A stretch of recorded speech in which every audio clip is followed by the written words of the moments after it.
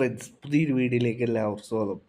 കേരള ബ്ലാസ്റ്റേഴ്സിലെ സീസണിലെ അടുത്ത മത്സരം നാളെ നടക്കും. ചെന്നൈയിൻ എഫ്സിക്കെതിരെയാണ് മത്സരം നടക്കുന്നത്. ഒരു അവേ മത്സരമാണ്. ആദ്യ ലെഗിൽ 3-0 കേരള ബ്ലാസ്റ്റേഴ്സ് വിജയിച്ചിരുന്നു കൊച്ചിയിൽ. ഇപ്പോൾ മത്സരത്തിന് മുന്നോടിയായി നടന്ന പ്രസ് മീറ്റിൽ ടി.ജി. പുരുഷോത്തമ കോച്ചിനോട് ഇഞ്ചുറി അപ്ഡേറ്റ്സിനെ കുറിച്ച് ചോദിച്ചപ്പോൾ ഫ്രെഡി ഒഴികെ ബാക്കി എല്ലാവരും ടീമിൽ അവൈലബിൾ ആയിരിക്കുമെന്നാണ് കോച്ച് പറയുന്നത്. ഫ്രെഡിക്ക് 4th യെല്ലോ കാർഡ് കിട്ടിയോണ്ടല്ലേ നാളത്തെ മത്സരം മിസ്സാവും. ഫ്രെഡി നാളത്തെ മത്സരത്തിൽ ഉണ്ടാവില്ല. ബാക്കി എല്ലാവരും ടീമിൽ അവൈലബിൾ ആയിരിക്കുമെന്നാണ് ടി.ജി. പുരുഷോത്തമ കോച്ച് പറയുന്നത്. ഫൈനൽ ട്രെയിനിങ് കഴിഞ്ഞുകൊണ്ടായിരിക്കും ഫൈനലിൽ തീരുമാനിക്കുക എന്നാണ് കോച്ച് പറയുന്നത്.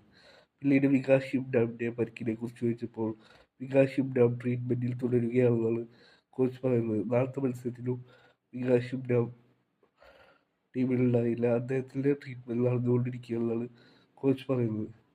നാളത്തെ മത്സരം കേരള ബ്ലാസ്റ്റേഴ്സ് വിജയിക്കുകയാണെങ്കിൽ ചെന്നൈയുടെ ഹോം ഗ്രൗണ്ടിൽ വിജയം സ്വന്തമാക്കുന്ന ആദ്യ മത്സരമായി മാറും. നാളത്തെ ചെന്നൈയുടെ ഹോം ഗ്രൗണ്ടിൽ കേരള ബ്ലാസ്റ്റേഴ്സ് വിജയിക്കുകയാണെങ്കിൽ അത് കേരള ബ്ലാസ്റ്റേഴ്സ് ഒരു ചരിത്രമായി മാറും.